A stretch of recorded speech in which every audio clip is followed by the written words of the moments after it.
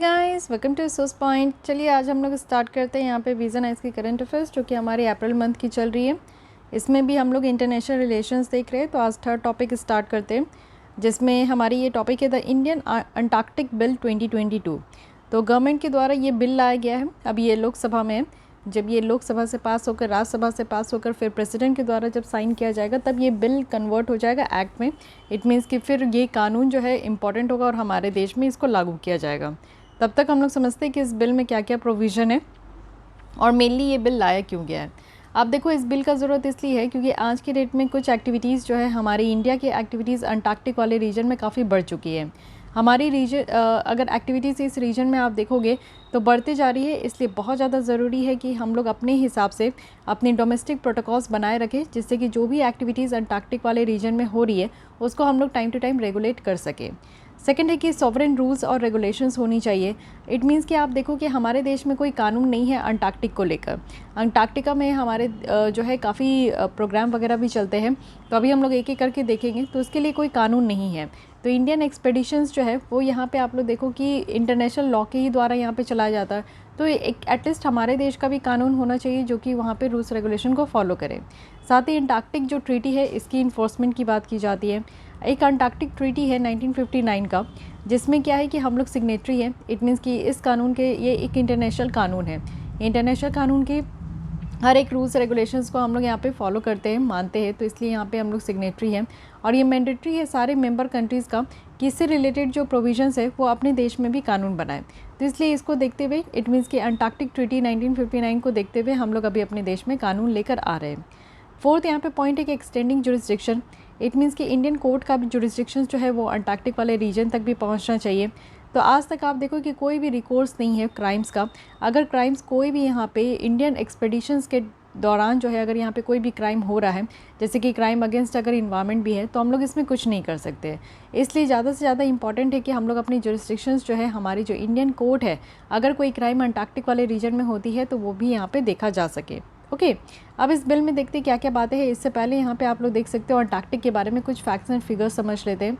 देखिए हमारे देश में टोटल जितने भी कॉन्टिनेंट्स हैं 7 कॉन्टिनेंट्स है जिसमें कि ये हमारा 5th लार्जेस्ट है, सदर्न मोस्ट है और ये ड्राइस्ट और विंडेस्ट और कोल्डेस्ट और आइसीएस्ट कॉन्टिनेंट है।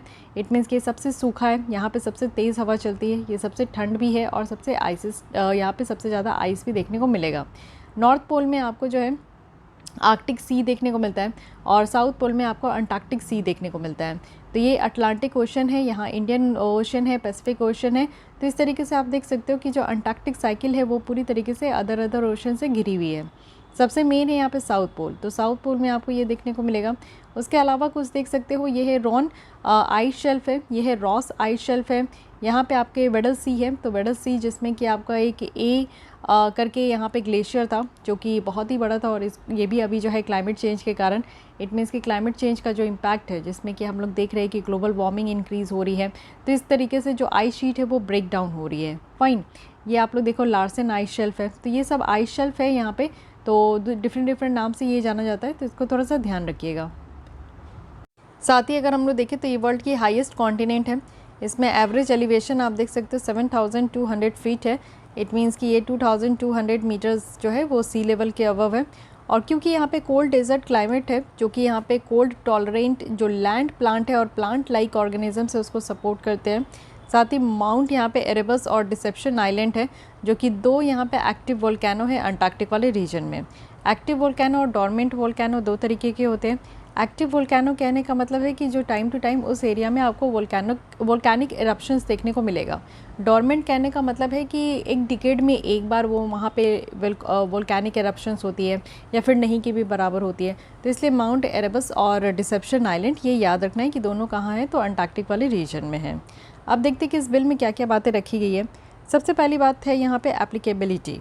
इट मीन्स कि यहाँ पे प्रोविजंस एप्लीकेबल है किसके किसके ऊपर। तो अंटार्कटिक रीजन है जिसमें कि हमारे इंडियंस तो जाते ही है, साथ ही डिफरेंट कंट्रीज़ के भी लोग यहाँ पे जाते होंगे।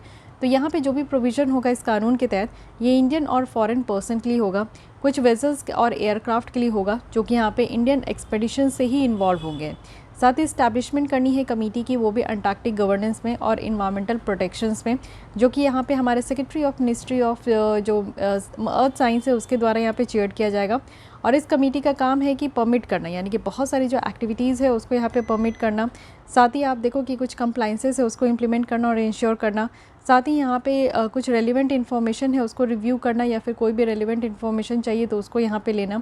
साथ ही नेगोशिएट करना जो भी फ़ीस और चार्जेस है अदर पार्टीज़ के साथ, यानी कि जो भी एक्टिविटीज़ के लिए किया जाता है अंटार्कटिक में तो उसको भी नेगोशिएट करना। कुछ सिस्टम को परमिट करना, यानी कि एक परमिट यहाँ पे जो कमेटी के द्वारा किया जा रहा है और रिटन ऑथराइजेशन के द्वारा किया जा रहा है जो दूसरे पार्टी के है इस प्रोटोकॉल के, तो उनको भी यहाँ पे बहुत सारी एक्टिविटीज़ को यहाँ पे करने की ज़रूरत है। जैसे कि अगर मान लीजिए कि कोई यहाँ पे मतलब कि दूसरे पार्टी के जो प्रोटोकॉल के लोग हैं अगर वो अंटार्कटिक में जाके रहना चाहते हैं या फिर इंटर करना चाहते हैं तो उनको भी यहाँ पे सारे एक्टिविटीज़ के लिए परमिट करना। साथ ही मिनरल रिसोर्स एक्टिविटी अगर कर रहे हैं, जैसे ड्रिलिंग कर रहे हैं, ड्रेडिंग कर रहे हैं, एक्सकवेटिंग कर रहे हैं मिनरल रिसोर्सेज का, या फिर कुछ सैंपल्स वगैरह कलेक्ट कर रहे हैं तो वो भी काम करने देना। या फिर आप देखो कि नॉन नेटिव जो एनिमल्स हैं, नॉन नेटिव कहने का मतलब है कि उस जगह पे वो एनिमल नहीं रहते, उनको बाहर से लाया गया तो उनको भी इंट्रोडक्शन करना। कुछ प्लांट है जो कि अंटार्कटिक वाले रीजन में नहीं रहते हैं फिर भी उनको वहाँ पे ला के रखना। कुछ माइक्रोस्कोपिक ऑर्गेनिजम्स है जो कि अंटार्कटिक वाले रीजन में लाया जा सके। रिमूवल करना, यानी कि जो बायोलॉजिकल स्पेसिमेन है उनको रिमूव करना, और अदर सैंपल भी जो कि अंटार्कटिक वाले रीजन से रिमूव करने के बारे में कहा जा रहा है। साथ ही कुछ एक्टिविटीज़ है जिससे कि आप देखो कि ऐसा एक्टिविटीज़ किया जाए जिससे कि यहाँ पे नेटिव स्पीसीज़ को हार्म पहुँचे। साथ ही वेस्ट डिस्पोजल भी किया जा रहा है अंटार्कटिक वाले रीजन में और उसको सी में डिस्चार्ज किया जा रहा है तो इसको भी यहाँ पे रोकना है। इट मीन्स कि ऐसी एक्टिविटीज़ को भी यहाँ पे रोकना है जो कि अगर यहाँ के रहने वाले स्पीसीज़ को हार्म कर रहा है तो ये बेटर नहीं है। साथ ही वेस्ट डिस्पोजल भी अंटार्कटिक वाले रीजन में ऐसा होना चाहिए जिससे कि जो कॉमन मैन है, चाहे हमारे इंडियन के लोग हो या फिर वहाँ के रहने वाले या फिर डिफरेंट कंट्रीज़ के लोग अगर अंटार्कटिक वाले रीजन में जा रहे हैं तो उनको यहाँ पे वेस्ट डिस्पोजल से जो है किसी भी तरीके का नुकसान ना हो। साथ ही इस तरीके से आप देखते हो कि जो वेस्ट डिस्पोजल होता है उसको बहुत आराम से हम लोग सी में डिस्पोज कर देते हैं, तो ये चीज़ें नहीं होनी चाहिए। तो ये सारे कुछ प्रोविजंस है। ओके, परमिट आपको देखने को मिलेगा। इसके अलावा कुछ प्रोहिबिटेड एक्टिविटीज़ भी है। ऐसा कहा जा रहा है कि जो अंटार्कटिक वाला रीजन है वहाँ पे कुछ ये सारे लिस्ट किए गए हैं कि ये काम वहाँ पे नहीं करना। इट मीन्स कि न्यूक्लियर एक्सप्लोजन नहीं करना, कोई रेडियो एक्टिव वेस्ट जो है उसको डिस्पोजल नहीं करना। रेडियो एक्टिव वेस्ट कहने का मतलब है कि बहुत हार्मफुल केमिकल है जिसके संपर्क में आते ही कुछ ना कुछ जो है बॉडी के रूप में ये डैमेज करेगा ही करेगा। साथ ही यहाँ पे नॉन स्टेरिलाइज जो सॉइल है उसका इंट्रोडक्शन करना। देखिए अंटार्कटिक वाले रीजन की जो सॉइल होती है ना वो काफ़ी डिफरेंट होती है जो आपको और कॉन्टिनेंट में नहीं देखने को मिलेगा। तो इसलिए यहाँ पे आप देखो कि अलग कॉन्टिनेंट के यानी कि नॉन स्टेरिलाइज जो सॉइल है वो यहाँ पे नहीं मिल पाएगा इसकी यूज़ का। साथ ही यहाँ पे लेकर ही नहीं आना है ये सब। साथ ही इंट्रोडक्शन भी नहीं करना है कुछ स्पेसिफाइड सब्सटेंस या फिर प्रोडक्ट का। या फिर आप देखो कि कचरा वगैरह है, प्लास्टिक है या फिर अदर हार्मफुल सब्सटेंस है तो उसको भी डिस्चार्ज नहीं करना है, वो भी मैरीन एनवायरनमेंट में। साथ ही डैमेज, डिस्ट्रॉय और रिमूव करना है, रिमूव भी नहीं करना है कोई हिस्टोरिक साइट या फिर मॉन्यूमेंट है।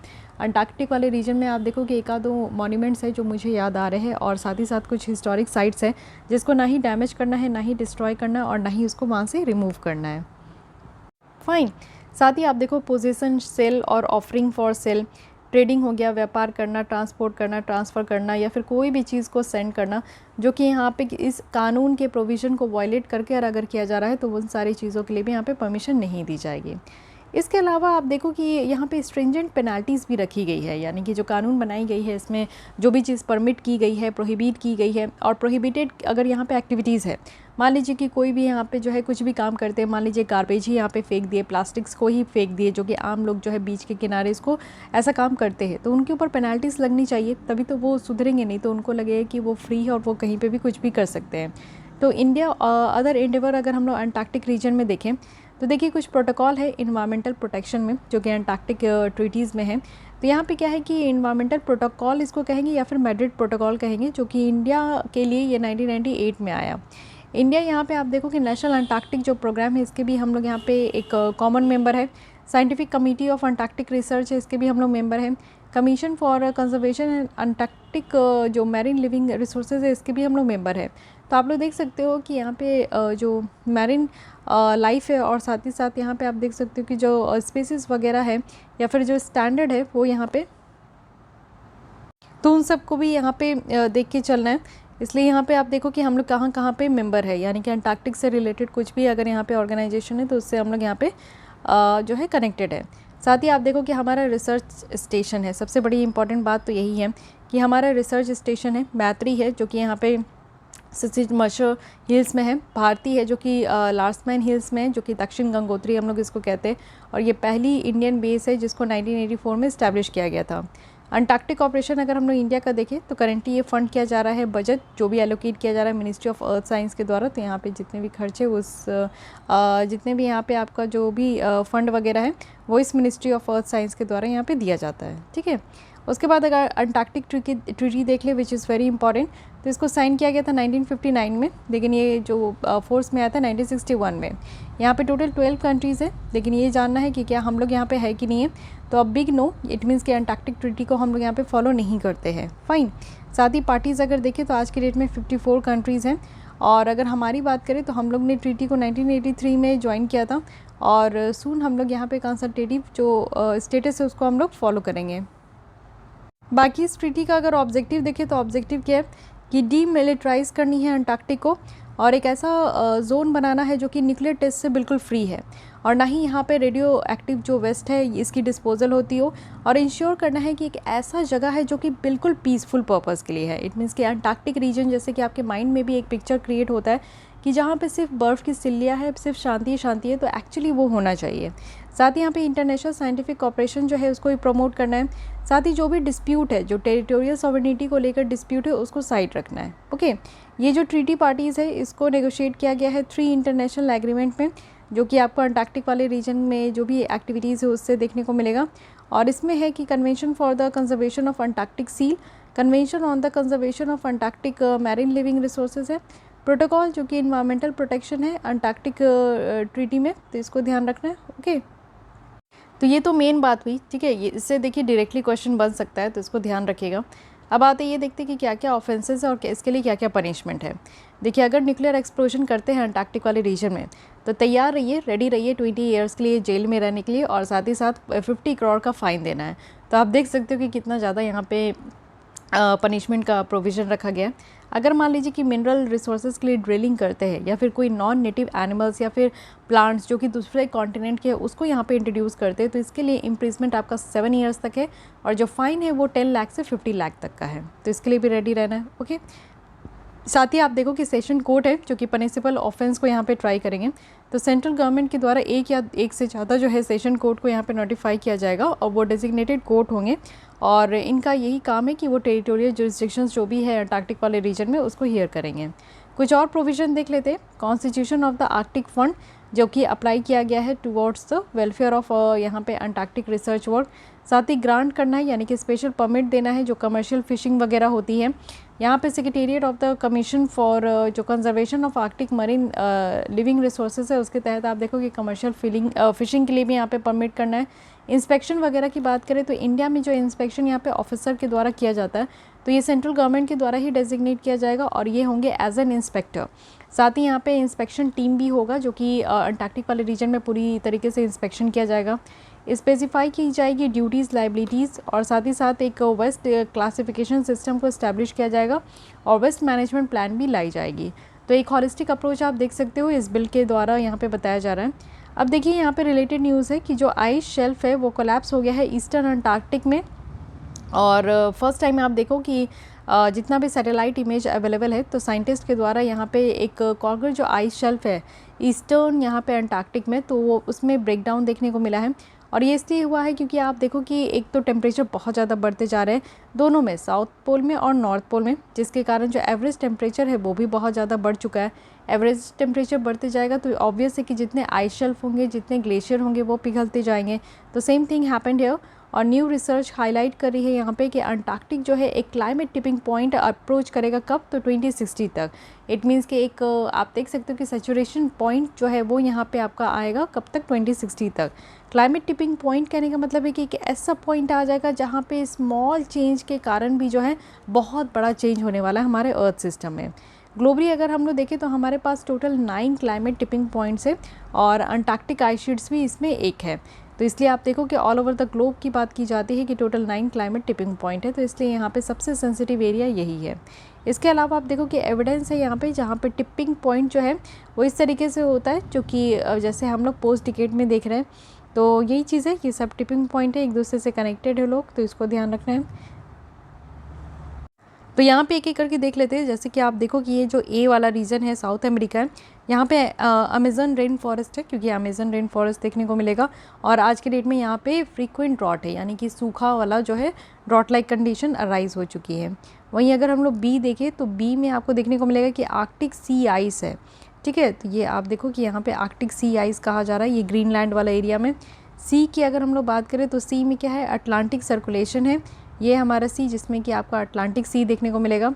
डी है बोरियल फॉरेस्ट है, ये आपका जो है डी है, जो कि नॉर्थ अमेरिका में है। और बोरियल फॉरेस्ट में आपको देखने को मिलेगा कि आग और जो पेस्ट है वो चेंज हो रहे हैं। साथ ही यहाँ पे कोरल रीफ है। अगर एफ की बात करें, जो कि सबसे ज़्यादा कोरल रीफ कहाँ है, तो वेस्ट ऑस्ट्रेलिया में है, तो इसलिए यहाँ पे आप देख सकते हो। साथ ही ग्रीनलैंड की अगर हम लोग बात करें आइस शीट, तो यहाँ पे ice loss accelerating, it means कि बहुत तेज़ी तरीके से यहाँ पे जो आइस है वो पिघल रहा है। एच की बात करें तो ये पर्माफ्रॉस्ट है। पर्माफ्रॉस्ट क्या होता है कि बर्फ़ की पूरी सिल्ली होती है। मान लीजिए कि 2 साल 3 साल है जो कि पूरी बर्फ़ की सिल्ली है उस एरिया में, वहाँ पे कभी भी पानी नहीं बर्फ़ नहीं यहाँ पे मेल्ट हुआ है, पूरी बर्फ़ की सिल्ली से वो एरिया पूरी तरीके से ढका हुआ है। तो पर्माफ्रॉस्ट कहने का मतलब है, थॉइंग कहने का मतलब है कि बीचों बीच जो है वो टूट जाना, क्योंकि नीचे से ये कमज़ोर होता है और नीचे से मेल्ट होना स्टार्ट होता है पानी, तो बर्फ़ जो है वो बीचों बीच क्रैक हो जाती है। तो इतने सारे यहाँ पे आपको देखने को मिलेगा कि यहाँ पे पूरी तरीके से डिफ़ाइन किया गया है टिपिंग पॉइंट, तो इसको ध्यान रखना है। आगे आते हैं यहाँ पे हम लोग देखते हैं कि क्यों अंटार्कटिक आज के डेट में हमारे लिए मैटर कर रहा है। तो सबसे पहली बात है कि ओशन फूड चेन है। आप देखो कि यहाँ पे पूरी तरीके से पानी है और पानी से मछलियाँ मिलती है, और साथ ही साथ और भी यहाँ पे न्यूट्रिएंट रिच वाटर्स है, जिससे कि जो टाइनी प्लैंकटॉन्स है, जो छोटे छोटे पौधे हैं, प्लांट है, उसको यहाँ पे खिलने में मदद करता है। जो बेसिस है ओशन फूड चेंज का, उसके लिए भी यहाँ पे काम करते हैं। साथ ही साथ अगर हम लोग देखें तो बायोडाइवर्सिटी है, यानी कि बहुत ही वर्ल्ड के जो शी लाइफ है, जैसे वेल्स है, डॉल्फिन है, पेंगुइन है, तो इनको ये सपोर्ट करता है अंटार्कटिक। साथ ही वाइटल फॉर सर्वाइवल है, यानी कि जो अंटार्कटिक आइस है वो डिफ्लेक्ट करता है कि कुछ तो यहाँ पे सनरेज है, जो कि आप देखो कि कुछ जो सनरेज है वो पृथ्वी से दूर रहते हैं, और इसी के कारण आप देखो कि ऐसा टेम्परेचर रहता है कि वहाँ पे आप आराम से जी सको। साथ ही अगर हम लोग देखें तो नेचुरल लेबोरेटरी है, यहाँ पे समझने में बहुत आसान होता है कि ग्लोबल क्लाइमेट चेंज कैसे हो रहा है। और एक यूनिक आर्किप्स है, जिससे कि हम लोग यहाँ पे देख सकते हैं कि अंटार्कटिक जो थिक आइस शीट्स है वो हमें बहुत कुछ बताती है कि क्या हमारा प्लैनेट जो है उसकी क्लाइमेट क्या है, और ऑलमोस्ट ईयर अगो वो उसकी क्लाइमेट का कंडीशन क्या था, तो ये चीज़ें पता चलेगा। साथ ही आप देखो रिक्रिएशनल वैल्यूज़ हैं, यानी कि ये वास्ट, रिमोट और अदर वर्ल्डली और ब्यूटीफुल है बियॉन्ड इमेजिनेशन, तो इसके बारे में हम लोग देख सकते हैं। So guys this is all about this article. मुझे लगता है कि आपको ये आर्टिकल समझ में आई होगी। ये कानून छोड़ दीजिए, लेकिन इतना समझ में आया कि अंटार्कटिक वाली रीजन क्या है और क्यों हमारे लिए इम्पॉर्टेंट है, इसके लिए हम लोग कानून क्यों बना रहे हैं और हमारी किस किस तरीके की एक्टिविटीज़ वहाँ पे चल रही हैं। डूज़ एंड डोंट्स हमने देखा जो भर भर के है यहाँ पे, और कुछ वे फॉरवर्ड और कुछ प्रोहिबिटेड एक्टिविटीज़, कुछ ऑफेंसेस, कुछ पनिशमेंट, ये सारी एंगल हमने यहाँ पे कवर कर ली। नेक्स्ट आते हैं इंडिया और यूएस रिलेशन, जो कि काफ़ी इंपॉर्टेंट है। यूएस इंडिया की रिलेशन जो है, इसमें आपको बहुत सारे पॉइंट्स देखने को मिलेंगे।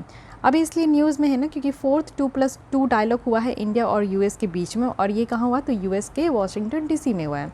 तो भाई साहब ये 2+2 डायलॉग है क्या, इसको समझिए। ये 2+2 डायलॉग कहने का मतलब है कि 2 यहाँ पे मिनिस्टर जो है यहाँ पे इंडिया से आएंगे, दोनों देशों के होंगे, तो और 2 मिनिस्टर यहाँ पे यूएस से आएंगे। अब ये 2 मिनिस्टर कौन होंगे, तो एक मिनिस्टर होंगे फॉरेन मिनिस्टर, प्लस दूसरे होंगे डिफेंस मिनिस्टर। फॉरेन मिनिस्टर इसलिए होंगे क्योंकि आप देखते हो कि एक कंट्री से दूसरी कंट्री में जब भी कोई मीटिंग होती है तो फॉरेन मिनिस्टर डील करते हैं। और डिफेंस मिनिस्टर को इसलिए रखा गया है क्योंकि अधिकतर जो हमारा यहाँ पे 4 फंडामेंटल जो यहाँ पे इनकी जो एक प्रोग्राम था उसको हमने ज्वाइन किया, तो वहाँ पे डिफेंस से रिलेटेड काफ़ी चीज़ें हैं, तो इसलिए यहाँ पे डिफेंस मिनिस्टर और फॉरेन मिनिस्टर आते हैं। 2+2 मिनिस्ट्रियल डायलॉग जो है, इससे आप देखो कि दोनों कंट्रीज़ जो है एक दूसरे को बेटर तरीके से समझ पाते हैं, एक दूसरे की जो स्ट्रैटेजिक कंसर्न और सेंसिटिविटीज़ है उसको समझ सकते हैं। इंडिया की अगर हम लोग बात करें तो 2+2 डायलॉग हम लोग यूएस के साथ करते हैं, फ़ाइन। इसके अलावा हम लोग और भी 3 कंट्री हैं, जैसे कि आप देखो ऑस्ट्रेलिया के साथ है, जापान के साथ है और रशिया के साथ है। तो ये 4 कंट्री के साथ हम लोग 2+2 डायलॉग करते हैं, जिसमें कि हमारे फॉरेन मिनिस्टर और डिफेंस मिनिस्टर होते हैं और सामने वाले कंट्री के फॉरेन और डिफेंस मिनिस्टर होते हैं। तो ये 4 कंट्री है और ये चारों कंट्री मिलके क्या बनता है, क्वाड। तो क्वाड में भी आप देखो कि यहाँ पे 2+2 डायलॉग जो है एक दूसरे के साथ होते रहता है, फाइन। अब इंडिया यूएस की रिलेशन में आते हैं, तो देखो हम लोग दोनों जो है एक कॉम्प्रिहेंसिव ग्लोबल स्ट्रैटेजिक पार्टनरशिप को यहाँ पे एंजॉय करते हैं। जिसमें कि हम लोग हर एक चीज़ों को कवर करते हैं। वो छोटी छोटी चीज़ से लेकर बड़ी बड़ी चीज़ें भी हैं। इंडिया और यूएस रिलेशन की बात करें तो ये टर्बुलेंट पास्ट रहा है, क्योंकि कोल्ड वॉर के टाइम में आप देखोगे तो इंडिया का जो पॉलिसी है नॉन अलाइनमेंट कि किसी भी देश के साथ नहीं जाके जुड़ना और अपना इंडिपेंडेंसी जो है वो एक इंडिपेंडेंट आइडेंटिटी क्रिएट करना। वहीं अगर सोवियत यूनियन और यूएस पाकिस्तान अलायंस देखें तो ये एक मेजर इरिटेंट है हमारे लिए। वहीं अगर देखें जब कोल्ड वॉर एंड हो गया तो एक ग्रेजुअल इम्प्रूवमेंट हुआ हमारा रिलेशन यूएस के साथ, और धीरे धीरे जो है हम लोग यहाँ पे एक साथ जो है आते गए। साथ ही अगर हम लोग देखें तो यहाँ पे एशिया को प्रिवेंट किया गया कि एक सिंगल पावर के तहत से यहाँ पे डोमिनेट ना हो, यानी कि यूएस जो है पूरा एशिया में डोमिनेट ना करे। साथ ही एलिमिनेट किया जाता है जो भी थ्रेट यहाँ पे जो है स्टेट स्पॉन्सर ऑफ जो टेररिज्म है, यानी कि ऐसी टेररिस्ट वाली ऑर्गेनाइजेशन जिसको स्टेट स्पॉन्सर करते तो वहाँ से ये जो है थ्रेट ख़त्म करना और अरेस्ट करना। फर्दर जो यहाँ पे वेपन्स ऑफ मास डिस्ट्रक्शन अगर स्प्रेड हो रहा है, इससे रिलेटेड अगर कोई हाईटेक टेक्नोलॉजी स्प्रेड हो रही है, साथ ही ग्लोबल कॉमन्स को प्रोटेक्ट करना, जो पूरे मास नंबर पे लोग चाहते हैं उसी चीज़ को यहाँ पे होने देना, ये भी एक बहुत बड़ी बात है। आज के डेट में अगर हम लोग हाईलाइट करें तो यहाँ पे आप देखो इंडिया और यूएस के बीच में जो कि दो मेजर फैक्टर है। सबसे पहले तो कोविड-19 है और दूसरा है चाइना का मूव्स, जो कि आपने देखा होगा कि लद्दाख वाले एरिया में, पैंगशोंग वाले एरिया में कितना ज़्यादा उन्होंने स्टैंड ऑफ किया। साथ ही अगर हम लोग देखें कि एरिया ऑफ इंगेजमेंट कहाँ है, इससे पहले आप देखो कि इंडिया यूएस डिफेंस टाइमलाइन, तो यहाँ पे हमने 2005 में क्या किया कि यहाँ पे इंक्ड हो गए जो सिविल न्यूक्लियर कॉर्पोरेशन इनिशिएटिव है। एक ऐसा फ्रेमवर्क है जिससे कि हम लोग 3 डिकेड की जो यूएस में मोरेटोरियम है उसको लिफ्ट कर देंगे, उसको हटा देंगे। तो 3 साल की यहाँ पे मेहनत यहाँ पे बर्बाद होने वाली है, 3 साल नहीं 30 साल की। 2010 में क्या हुआ कि हम लोग यहाँ पे कन्वी कर दिए कि हाँ first US India strategic dialogue हुआ। 2016 में क्या हुआ कि यूनाइटेड स्टेट जो है वो इंडिया को डेजिग्नेट करते as a major defence partner. तो डिफेंस पार्टनर भी हम लोग यहाँ पे बहुत अच्छे हैं, तो इसलिए हम लोग यहाँ पे जो दूसरे मिनिस्टर आते हैं वो डिफेंस मिनिस्टर ही आते हैं। लास्ट चल के 2018 में ऐसा हुआ कि इंडिया जो है वो इंडिया में आप देखो कि जो स्ट्रैटेजिक ट्रेड ऑथराइजेशन टियर है उसको हटा लिया गया है। फाइन, अब देखते हैं कि हमारा कहाँ कहाँ इंगेजमेंट है। ट्रेड और इकोनॉमिक रिलेशन अगर हम लोग देखें तो ट्रेड और जो इन्वेस्टमेंट टाइज है दोनों देशों के बीच में, तो ये ठीक ठाक है। बायलैटरल अगर ट्रेड देखें गुड्स और सर्विसेज में तो ये यूएस डॉलर का 146 बिलियन है 2019 में। ओके, तो थोड़ा फैक्ट्स एंड फिगर्स भी याद रखिए, जैसे कि इंडिया जो है ये वो यूएस का 11th लार्जेस्ट ओवरऑल सामानों के ट्रेडिंग पार्टनर है। वहीं अगर यूएस की बात करें तो हमारा जो है सबसे लार्जेस्ट मर्चेंटाइज एक्सपोर्ट डेस्टिनेशन है और 3rd largest merchandise import supplier है। इट मीन्स कि हम लोग इंपोर्ट वगैरह बहुत ज़्यादा करते हैं। 3rd नंबर पे सबसे ज़्यादा इंपोर्ट तो हम लोग चाइना से करते हैं और दूसरा यूरोपियन यूनियन के साथ करते हैं। यूएस की अगर हम लोग बात करें तो इसके द्वारा मॉरिशस को रिप्लेस कर दिया गया है क्योंकि ये 2nd largest source of foreign direct investment है। इट मीन्स कि अगर हम लोग इंडिया में देखें तो हमारे यहाँ जो है फॉरेन डायरेक्ट इन्वेस्टमेंट बहुत ज़्यादा आता है। और यूएस की बात करें तो यूएस अभी मॉरिशस को रिप्लेस कर चुका है एफडीआई वाले मैटर में। ठीक है, इंटरनेशनल कॉपरेशन भी है, जैसे इंडिया और यूएस जो है यहाँ पे क्लोजली कुछ मल्टीलैटरल ऑर्गेनाइजेशंस में ही यहाँ पे क्लोजली काम करते हैं, जिसमें कि यूनाइटेड नेशन है, G20 है, association of south east Asian nation है यानी कि एशियान नेशन है, इंटरनेशनल मॉनेटरी फंड है, वर्ल्ड बैंक है, वर्ल्ड ट्रेड ऑर्गेनाइजेशन है। तो ये सब आपको देखने को मिलेगा, कुछ इंटरनेशनल कोऑपरेशन है यहाँ पे। लेकिन फर्स्ट जो क्वाड हुआ था जिसमें कि इंडिया, जापान, यूएस और ऑस्ट्रेलिया लीडर सबमिट हुई थी 2021 में, तो दोनों कंट्रीज़ के द्वारा यहाँ पे कॉमन विजन कहा गया था कि एक फ्री स्पेस और इंक्लूसिव यहाँ पे इंडो पैसिफिक रीजन होना चाहिए। उसके अलावा अगर डिफेंस कॉपरेशन देखोगे तो इंडिया और यूएस की जो डिफेंस कॉपरेशन है ये new framework for India US defence cooperation के ऊपर बेस्ड है, जो कि हमारा 10 साल पुराना है। और साथ ही साथ अगर हम लोग देखें तो यहाँ पे काफ़ी चीज़ें फिर से लाई गई है। इट मीन्स कि यूएस के द्वारा जो है इंडिया को as a major defence partner जो है रिकॉग्नाइज़ किया गया था 2016 में। बहुत सारे डिफेंस एग्रीमेंट हुए हैं, जैसे कि हमने यहाँ पे logistic exchange memorandum of association sign किया 2016 में, जिसको कि हम लोग यहाँ पे लेमा कहते हैं। ठीक है, उसके बाद यहाँ पे कॉमकासा है, communication compatibility and security arrangement agreement है 2018 में। देन यहाँ पे इंडस्ट्रियल सिक्योरिटी ISA है, इंडस्ट्रियल सिक्योरिटी एग्रीमेंट 2019 में। देन यहाँ पे बेका है यानी कि basic exchange and cooperation agreement. तो ये 4 ऐसे फाउंडेशनल प्रिंसिपल थे यूएस के जिसको हम लोग ने फॉलो किया। ठीक है, तो अब ऐसा तो ठीक ही यहाँ पे लगता है कि इस तरीके का जो इंफ्रास्ट्रक्चर है उससे हम लोग को एक अलग एंगल में जाकर देखना ज़रूरी होता है। साथ ही साथ अगर हम लोग बायलैटरल मिलिट्री एक्सरसाइज देखें तो हाँ, इंडिया और यूएस के बीच में युद्ध अभ्यास है वज्र प्रभार है। साथ ही डिफेंस एक्सचेंज देखें तो ये काफ़ी इंपॉर्टेंट आस्पेक्ट भी है, जिससे कि हमारी मिलिट्री कॉपरेशन जो है वो और ज़्यादा स्ट्रेंथन हो रही है। साथ ही साथ अगर हम लोग साइंस एंड टेक्नोलॉजी और स्पेस कॉपरेशन के फील्ड में देखें तो इंडिया और यूएस की जो कॉपरेशन है साइंस एंड टेक्नोलॉजी में, ये धीरे धीरे बढ़ती ही जा रही है। और हमारा एक कॉपरेशन एग्रीमेंट साइन हुआ था 2005 में, फिर इसको आगे चल के 2019 में हमने इसे रिव्यू भी किया। इंडिया और यूएस की हम लोग एक लॉन्ग स्टोरी देखें कॉपरेशन में, तो वो ये एक सेम स्पेस एरेना में है, जो कि अर्थ ऑब्जर्वेशन में है, सैटेलाइट नेविगेशन में है, स्पेस साइंस में, एक्सप्लोरेशन में है। हमारे यहाँ की जो यहाँ पे स्पेस ऑर्गेनाइजेशन है जिसका नाम है इसरो, और जो नासा है वो है यूएस की, तो ये एक साथ काम कर रहे हैं और इसको हम लोग निसार कह रहे हैं। तो निसार है जिसमें कि रिमोट सेंसिंग सैटेलाइट जो है वो यहाँ पे काम करेगा फॉर अर्थ ऑब्जर्वेशन। साथ ही डायस्पोरा और पीपल टू पीपल टाइज की बात करें तो आप देखो कि 4.2 मिलियन इंडियन अमेरिकन्स है, इंडियन ओरिजिन पीपल है, जो कि यूएस में रह रहे हैं। तो हमारे देश के तो काफ़ी लोग जो है वहीं यूएस में ही जाके रहने लगते हैं, तो ऑब्वियस है कि हमारे देश के लोग अगर वहाँ रह रहे तो उनको डायस्पोरा कहेंगे, और अगर वो वापस से पैसे वहाँ से इंडिया भेज रहे तो उसको रेमिटांसेस कहेंगे। तो इसलिए ये भी ध्यान रखना है कि अदर एरिया क्या है कि जो कॉपरेशन है, यानी कि education, health, energy, cyber security, civil, nuclear cooperation, counter terrorism, counter narcotic, तो ये सारे टॉपिक पे भी हम लोग ध्यान यहाँ पे एक साथ दे सकते हैं, ठीक है। लेकिन आप देखो कुछ ना कुछ तो चैलेंजेस रहती है, हमेशा जो है वो आपको केक वॉक नहीं देखने को मिलेगा। तो इकोनॉमिक स्फेयर की बात करें तो मेन जो डाइवर्जेंस है वो यहाँ पे फर्मा पेटेंट को लेकर है, डेटा फ्लोज को है, ई कॉमर्स को है, और साथ ही साथ रेगुलेटरी प्रोविज़न भी है। फर्मा के साइड से देखें तो अमेरिकन्स जो है वो लॉन्ग टर्म प्रोटेक्शन यहाँ पे चाहते हैं, जिससे कि ज़्यादा से ज़्यादा जो है इन्वेस्टमेंट हो सके। फाइन, तो ये बात है। साथ ही इंडिया आप देखो कि हम लोग प्रायोरिटी वॉच लिस्ट में हमेशा से रहे, और एक रिपोर्ट निकल कर आया है जो कि स्पेशल 301 रिपोर्ट है, जिसमें ये कहा गया है कि कुछ कंसर्न है। इट मीन्स कि इंडिया का जो पेटेंट ट्रीटमेंट है, पेटेंट कहने का मतलब है कि कोई भी इंसान अगर अपना टाइम, पैसा और एनर्जी खर्च करके किसी भी चीज़ का इन्वेंशन करते हैं तो उनको 10 साल के लिए जो है पूरी छूट दी जाती है कि आपने जितनी एनर्जी, जितना पैसा इन्वेस्ट किया इस प्रोडक्ट को बनाने में, उतना आप जो है मनमानी तरीके से दाम लगा सकते हैं, प्राइस लगा सकते हैं। हाई यहाँ पे आप देखो कि आईपी थेफ्ट रेट्स है, इंटरनेट प्रोटोकॉल कहते हैं, लो ट्रेड सीक्रेट प्रोटेक्शन है, तो ये सब भी यहाँ पे प्रॉब्लम अराइज हो रही है।